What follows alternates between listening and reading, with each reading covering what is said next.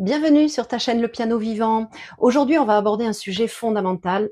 C'est un peu un pavé, je suis désolée, mais c'est comme ça. C'est celui que beaucoup de débutants trouvent un peu mystérieux, intimidant, voire même un peu difficile. Je veux parler des accords au piano. Les accords majeurs, mineurs, tout ça, ça peut sembler un peu compliqué au premier abord, mais je te promets qu'à la fin de cette vidéo, tu vas comprendre la logique des accords et tu vas surtout réaliser que c'est bien plus simple que tu ne le pensais. Et en plus de ça, reste bien jusqu'à la fin parce que je vais te partager une super astuce qui te fera gagner vraiment beaucoup de temps. Alors sans plus attendre, abonne-toi à la chaîne, active la petite cloche pour ne rater aucune de mes vidéos, installe-toi à ton piano et c'est parti. Commençons par le début. Qu'est-ce qu'un accord? Un accord, c'est simplement plusieurs notes jouées en même temps. En général, 3 notes. Ça peut être 2, 4, 6, 10, etc. Mais ces 3 notes principales jouées ensemble créent une couleur sonore particulière. La quasi-totalité des morceaux, pour pas dire toute la totalité des morceaux, que ce soit classique, jazz, variété, etc., utilisent les accords. L'idée ici, c'est de vous familiariser avec les principaux pour que vous puissiez les jouer de manière quasi automatique, voire vraiment automatique, et ainsi jouer facilement de nombreuses musiques avec plus ou moins d'émotions, des sentiments différents, des ambiances différentes. Vous allez pouvoir créer tout un tas de choses. Et c'est là que ça devient intéressant, parce que selon les notes que tu vas choisir, l'accord va sonner plutôt joyeux, lumineux, ou au contraire plus sombre, plus mélancolique. C'est exactement ça la différence entre un accord majeur et un accord mineur.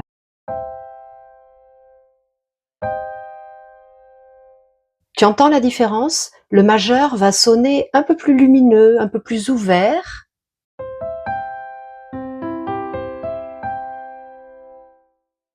Le mineur va sonner un tout petit peu plus doux, plus mélancolique. Et c'est ce contraste qui donne toute l'émotion à la musique.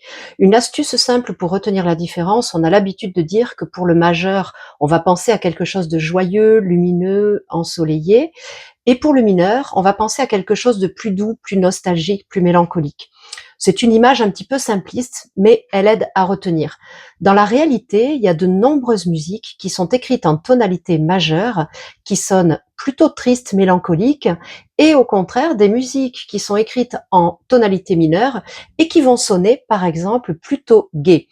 Par exemple, Imagine de John Lennon, c'est écrit en do majeur, mais ça sonne un tout petit peu mélancolique, on est d'accord.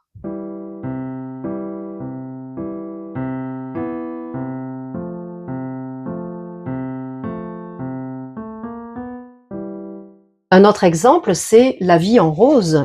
C'est une chanson qui est écrite en ré majeur, mais qui est aussi assez mélancolique finalement, hein.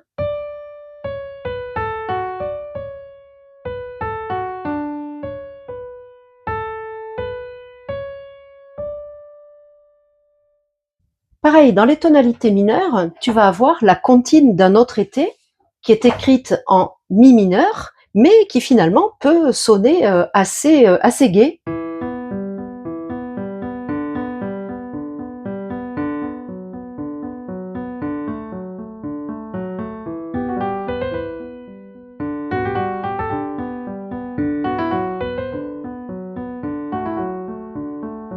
Tu vois?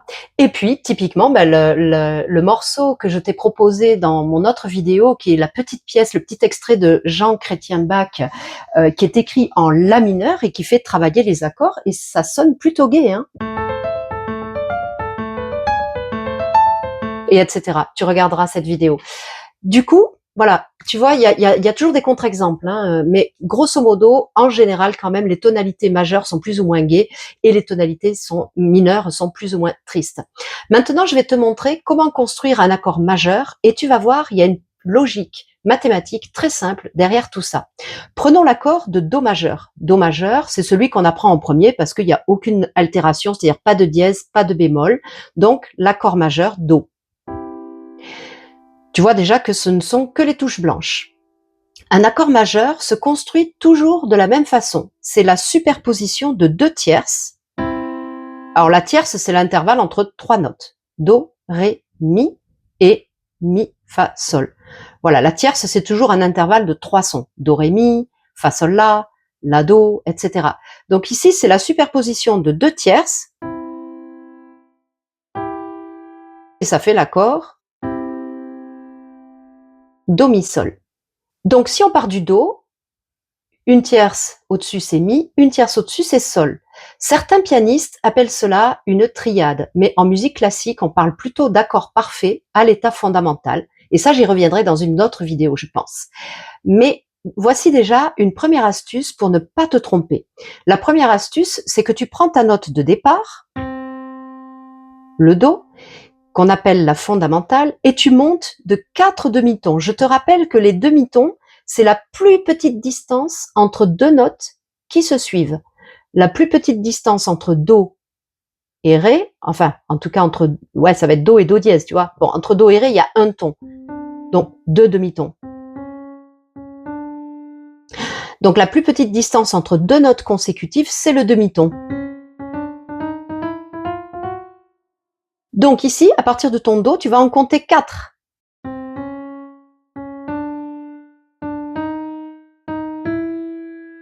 Donc tu vois, de Do à Do dièse, il y en a 1, Do dièse Ré, 2, Ré, Ré dièse, 3, Ré dièse, Mi, 4. Donc 4 demi-tons et tu as une tierce majeure. Et ensuite, tu en as 3 pour aller à la quinte.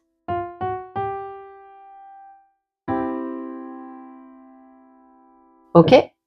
Donc ça, c'est l'accord de Do majeur. La magie de cette formule, c'est qu'elle fonctionne pour tous les accords majeurs, quelle que soit la note de départ. Par exemple, on va partir du Fa. On va compter les 4 demi-tons. Et on arrive au La. Et on rajoute les 3 Fa, La, Do. Et ici, tu vois que là aussi, on n'est que sur des touches blanches. Partir du Sol.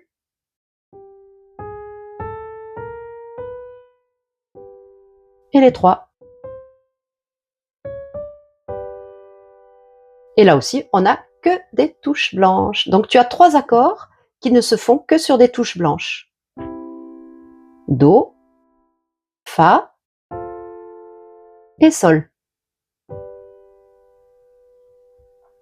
Maintenant, l'accord mineur, tu vas voir, c'est presque la même chose, avec la petite différence qui change tout, c'est qu'il suffit d'inverser le groupe de 4 demi-tons et de 3 demi-tons. On va commencer par les 3 demi-tons. 1, 2, 3. Donc, on arrive sur la touche noire. Et tu entends que c'est plus petit que ça. Ça, c'est tout de suite plus ouvert, on va dire. Et ça, c'est un tout petit peu en dessous. Et donc, tu as toujours ta quinte qui, elle, ne change pas. Et donc après, forcément, si là, tu as eu les 3 demi-tons, ben les 4, ils sont là. OK? Pareil, si on part du Ré, 3 demi-tons. 1, 2, 3. Ça fait Ré, Fa. Et 1, 2, 3, 4, le La.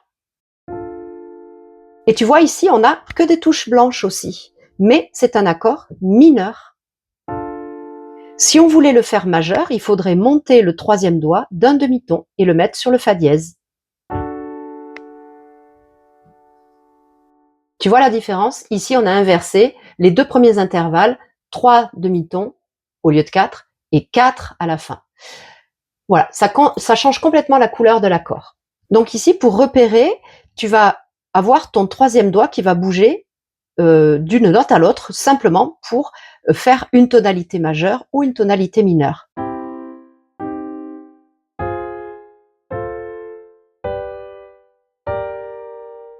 Bon après, si tu as la flemme de calculer les tons et les demi-tons, il te suffit de repérer que pour passer du majeur au mineur, eh bien, il suffit de baisser cette tierce d'un demi-ton ou d'élever la tierce d'un demi-ton si tu veux une tonalité majeure.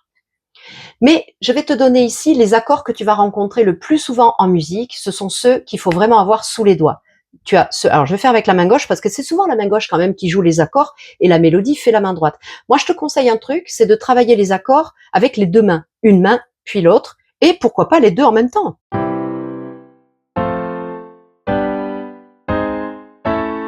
Tu vois?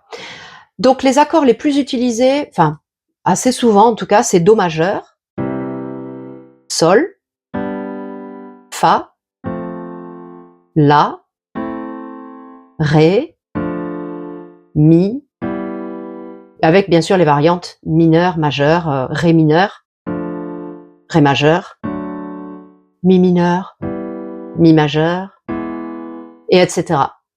Ces 6 accords-là vont déjà te permettre de jouer beaucoup de morceaux et de comprendre la structure harmonique. Par exemple, tu vas avoir dans la musique Let It Be, tu vas avoir un enchaînement d'accords. Toute la chanson est bâtie sur l'accord de Do, de Sol, de La et de Fa. Ensuite, tu vas avoir des boogie-woogie qui vont être bâtis sur l'accord de Do, puis Fa, puis Sol. Et on revient à Do. Par exemple, tu vas avoir, comme j'ai pris précédemment, la comptine d'un autre été qui va être bâtie, elle aussi, sur quelques accords. Tu vas avoir d'abord l'accord de mi mineur.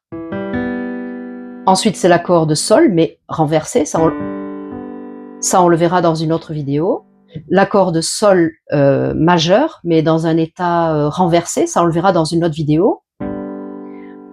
Ensuite, l'accord de Si et de Ré. Voilà, tu vois, en fait, c'est souvent la musique, elle est bâtie sur quelques accords qu'on appelle une grille harmonique, et on va bâtir toute la chanson ou la musique sur ces accords-là. Maintenant, je vais te partager une astuce visuelle qui est super géniale pour retenir et reproduire n'importe quel accord majeur, mineur, en quelques secondes. Pour ça, tu vas avoir besoin de 2 crayons ou feutres et d'une feuille de papier. La feuille, tu la plies en 2. Voilà. Et tu vas positionner la feuille devant, enfin, tu vas la coincer, tu vois, derrière les touches.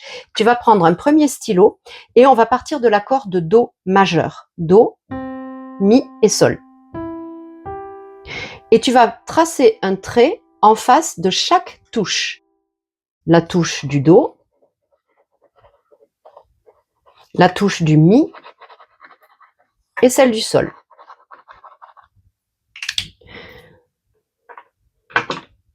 Donc là, tu vas jouer en plaçant tes doigts en face de chaque trait et tu vas donc avoir ton accord de Do majeur. Maintenant, il va te suffire de déplacer la feuille à partir de la note sur laquelle tu veux construire ton accord. On va dire par exemple l'accord de Fa. Hop, je mets le premier trait en face du Fa et je vais pouvoir mettre les doigts en face de chaque trait et je vais avoir Fa la Do. Ce qui est génial, c'est que ça marche aussi quand tu dois utiliser les touches noires. Je me mets par exemple la première note sur le Mi, le premier trait sur le Mi, et tu vois que là le trait il est en face de la touche noire. Et effectivement, ça fait un accord majeur, Mi majeur. C'est pas génial ça? Et tu peux faire ça sur toutes les notes. On va essayer sur une touche noire, là la première, Fa dièse, et on voit que ce ne sont que des touches noires. C'est l'accord de Fa dièse majeur. Franchement, c'est top. Ensuite, pour les accords mineurs, eh bien pareil, on revient sur le Do, mais là, au lieu de faire le trait, moi j'ai pris la couleur rouge, au lieu de faire le trait en face du Mi, on va le faire en face du Mi bémol, puisque c'est la tierce mineure. Tu te rappelles, la tierce mineure, c'est 1, 2, 3, 3 demi-tons. Donc, tu vas jouer la première et la cinquième, et celle du milieu, ce sera le rouge. Et là, tu auras ton accord mineur. Si on met le premier trait sur le Ré, on a le rouge sur le Fa. Alors que le vert, pour le majeur, tu vois, ça va te permettre tout ça de travailler, enfin comment dire, de l'enregistrer, je dirais, de l'apprendre peut-être un tout petit peu plus vite. Alors bien sûr ici, ce n'est que visuel, mais tu fais moins fonctionner ta mémoire. Il ne faut pas oublier que nous jouons d'un instrument avec tout notre corps et que nous avons plusieurs sens. Ici, avec cette astuce, tu vas privilégier la vue. Mais peu à peu, tes doigts vont aussi enregistrer de manière très sensorielle et tactile leur position selon les tonalités et selon qu'elles sont majeures ou mineures. Ta main va enregistrer et ancrer ces sensations et tout ça, ça va s'associer au son que tu entends. Et enfin, dernière astuce, c'est que dans tous les accords à l'état fondamental, je te l'ai dit au début, il n'y a qu'une seule note qui détermine si c'est majeur ou mineur. C'est la note du milieu, la tierce. elle sera majeure dans les accords majeurs et mineure dans les accords mineurs. Je te ferai une vidéo peut-être là-dessus. La fondamentale, qui est la première note, et la cinquième ne change jamais. C'est une façon très concrète de comprendre que tous les accords majeurs fonctionnent exactement de la même façon et tous les accords mineurs fonctionnent exactement de la même façon. Alors, il y a 12 accords majeurs et 12 accords mineurs. Donc, il te suffit déjà d'apprendre les accords majeurs.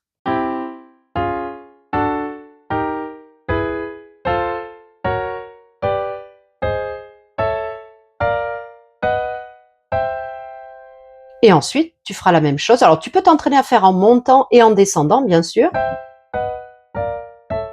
Et ensuite, fais pareil avec les accords mineurs.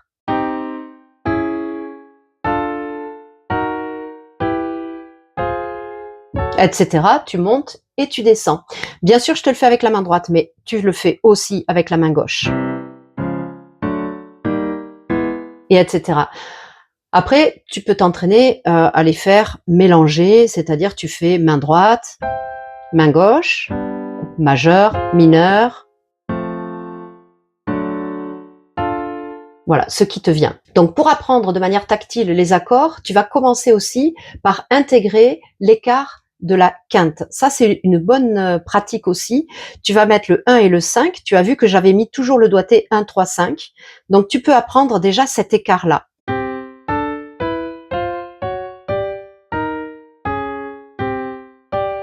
Tu vois, cet écart, il ne change pas. Et comme je l'ai dit tout à l'heure, c'est la note du milieu qui va changer.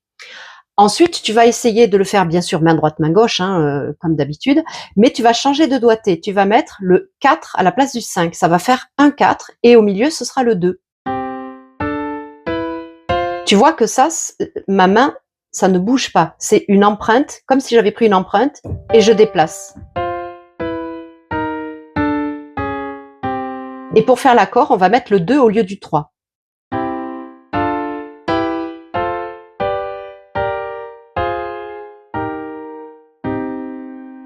Alors, pourquoi ces deux doigtés différents? Ça dépend vraiment du contexte. Parce que selon que on va monter ou descendre, on va utiliser un doigté ou l'autre. Par exemple, si tu as un enchaînement comme ceci, c'est logique de faire 1, 2, 4 et 1, 3, 5.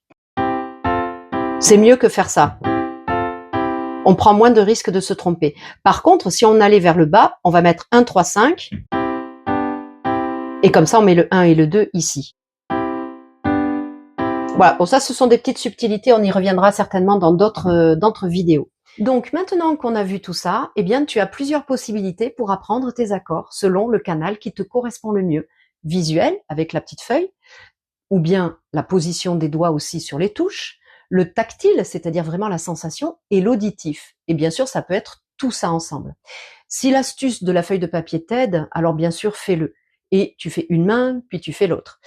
Si tu as une bonne oreille, tu peux aussi les apprendre en reconnaissant, si tu te trompes ou pas. Par exemple, si tu joues ça, ou si tu joues là, tu vas entendre que c'est un petit peu faux. Donc, tu vas pouvoir rectifier. Tu vas pouvoir t'entraîner aussi à les jouer à la suite en montant et en descendant, etc. Tu peux aussi faire de façon aléatoire. Main droite, main gauche, majeur, mineur, etc. Amuse-toi un petit peu avec tout ça.